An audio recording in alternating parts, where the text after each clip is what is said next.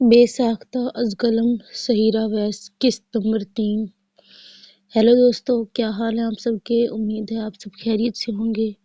تو دوستو، جیسا کہ ہم نے یہ ناول شروع کیا ہوا ہے، اور اگر آپ کو اس کی ہر ایپیسوڈ چاہیے اور آپ چاہتے ہیں کہ اس کی ہر ایپیسوڈ آپ تک ٹائم سے پہنچے، کیونکہ یہ بہت ہی زیادہ انٹرسٹنگ ناول ہے، تو جلدی سے اس چینل کو سبسکرائب کر دیجیے اور اس ویڈیو کو لائک کر دیجیے۔ لائک نہیں کرنا تو سبسکرائب مسٹ ہے۔ تو شروع کرتے ہیں۔ اس نے رک کر ان سے سلام دعا کی اور صبح جلدی جگانے کا بول کر بھاگ گیا کہ کہیں وہ اس سے اس کا اوپر کی طرف سے گیلی ٹی شرٹ دیکھ کر کوئی سوال ہی نہ پوچھ لے۔ اب آئلہ اور حازم ساتھ ہوں اور آپس میں چونچے نہ لڑائیں، ایسا تو ہو ہی نہیں سکتا۔ آئلہ نے سانگ پلے کیا کیونکہ اسے سانگ سنے بغیر ٹریولنگ میں مزہ نہیں آتا، اور یہاں حازم ویسے تو چلو کبھی کبھار سن بھی لیتا ہوگا، لیکن آئلہ کے ساتھ ہونے پر اسے سانگ زہر لگتے تھے، کیونکہ آئلہ کو جو پسند تھے وہ بھی حد سے زیادہ۔ آئلہ نے جیسے سانگ پلے کیا، حازم نے ویسے ہی آف کر دیا۔ ایسا 3 بار ہوا۔ جاہل انسان، کیا مسئلہ ہے؟ کیوں تنگ کر رہے ہو؟ اب اگر تم نے میوزک بند کرنے کی کوشش کی نا، تو میں نے ایسا حلیہ بگاڑنا ہے کہ اپنی آج والی میٹنگ اٹینڈ کرنے کے قابل نہیں رہو گے۔ دھمکی اثر کر گئی۔ حازم نے ایک بار پھر میوزک پلیئر کی طرف بڑھتے ہوئے روک گئے۔ چہرے پر سخت بیزاری تھی۔ ابھی تک اس نے اپنا رات والا بدلہ بھی نہیں لیا تھا کہ اسے ایک اور دھمکی مل گئی۔ وہ ہمیشہ بدلہ لینے کے چکر میں آئلہ کے نئے حملے کا شکار ہو جاتا۔ حازم بس سوچ کر ہی رہ جاتا۔ آئلہ اب سانگ پلے کر چکی تھی، جس کی وجہ سے حازم انتہائی بیزاری کا شکار تھا۔ سانگ کے لیرکس کچھ یوں تھے: تو سفر میرا ہے، تو ہی میری منزل، تیرے بنا گزارا اے دل ہے مشکل، تو میرا خدا، تو ہی دعا میں شامل، تیرے بنا گزارا اے دل ہے مشکل، مجھے آزماتی ہے تیری کمی، میری ہر کمی کو ہے تو لازمی، جنون ہے میرا بنوں میں تیرے قابل، تیرے بنا گزارا اے دل ہے مشکل۔ یہ سانگ آپ لوگوں نے سنا ہی ہوگا۔ یہ روح بھی میری، یہ جسم بھی میرا، اتنا میرا نہیں جتنا ہوا تیرا، تو نے دیا ہے جو وہ درد ہی سہی، تجھ سے ملا ہے تو انعام ہے میرا، میرا آسماں ڈھونڈے تیری زمیں، میری ہر کمی کو ہے تو لازمی۔ گانے کے بول دونوں پر اپنا اثر ثبت کر رہے تھے۔ کار میں حازم کے کلون کی مہک اور خنقی میں بدلتے موسم کی ایک خوبصورت صبح کار کے اندرونی ماحول کو سحر انگیز کر رہی تھی۔ اس سے ماحول میں فسوں اور سحر پیدا ہوتا، اور دونوں کی دل کی دھڑکنوں کا ارتعاش مزید بڑھتا، اور دونوں کسی نئے سفر پر، یا یوں کہہ لیں کہ محبت کے سفر پر گامزن ہوتے۔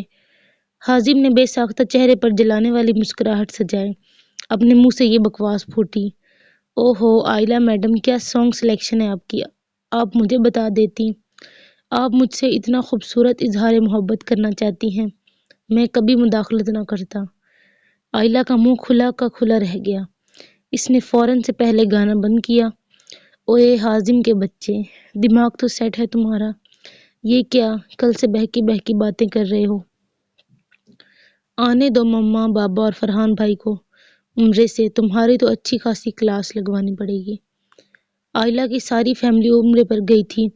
آئلہ اپنے ایگزام کی وجہ سے نہیں گئی۔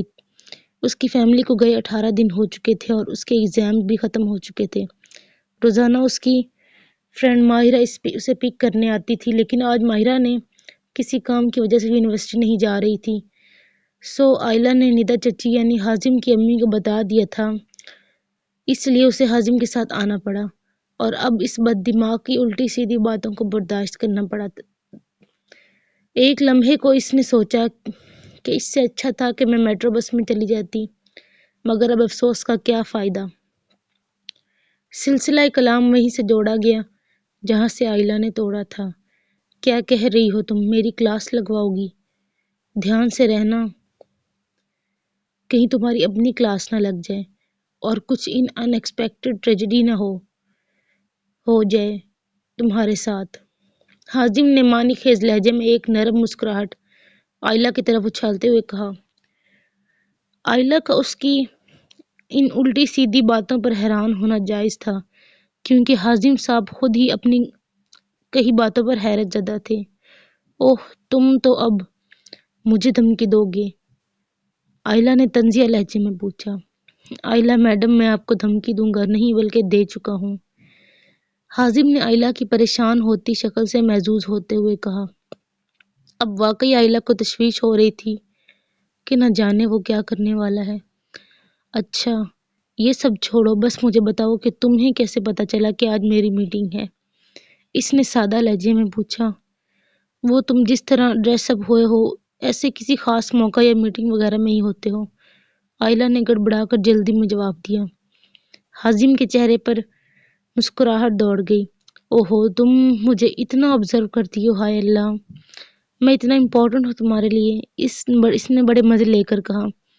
اسے اپنے سب حساب برابر ہوتے نظر آئے۔ آئلہ کی بند ہوتی بولتی نے اسے اس کے اندر تک خوشی پھیلا دی۔ ویسے تو کچھ نہیں کہنا چاہ رہی تھی، یا یوں کہہ لیں کہ اس سے پہلے وہ کچھ کہتی، یونیورسٹی کا گیٹ سامنے تھا۔ وہ جلدی سے اتر کر گیٹ کی طرف بڑھ گئی۔ حازم بھی اپنی میٹنگ ڈیسٹینیشن کی طرف بڑھا، ساتھ ہی ساتھ آئلہ سے سارے بدلے لینے کے لیے ایک اعلیٰ قسم کے آئیڈیا پر غور و فکر بھی کر رہا تھا۔ آخر کو آئلہ کی بولتی بند کروانے کی زبردست ٹیکنیک پلس ٹرک اس کے ہاتھ آئی تھی۔ اس کو تو آئیڈیا پر عمل ہونے کے نتیجے میں ہی آئلہ کی متوقع حالت سوچ کر مزہ آ رہا تھا۔ بس اب اسے تایا تائی کے آنے کا انتظار تھا۔ تو یہ تھی اس کی قسط نمبر 3، جو کہ کافی انٹرسٹنگ تھی۔ تو اگر آپ اس چینل پہ نئے آئے ہیں تو سپورٹ کریے اور سبسکرائب کر کے جائیے، تاکہ میرا چینل جلدی سے جلدی مونیٹائز ہو جائے، کیونکہ کافی ٹائم ہو گیا اور چینل مونیٹائز نہیں ہو رہا۔ آپ سب کی سپورٹ سے یہ ہونا ہے، تو چینل مونیٹائز کر کے جائیے، مطلب سبسکرائب کر کے جائیے، کچھ اپنا حصہ ڈالیے چینل مونیٹائز کروانے میں۔ تو تب تک کے لیے اللہ حافظ۔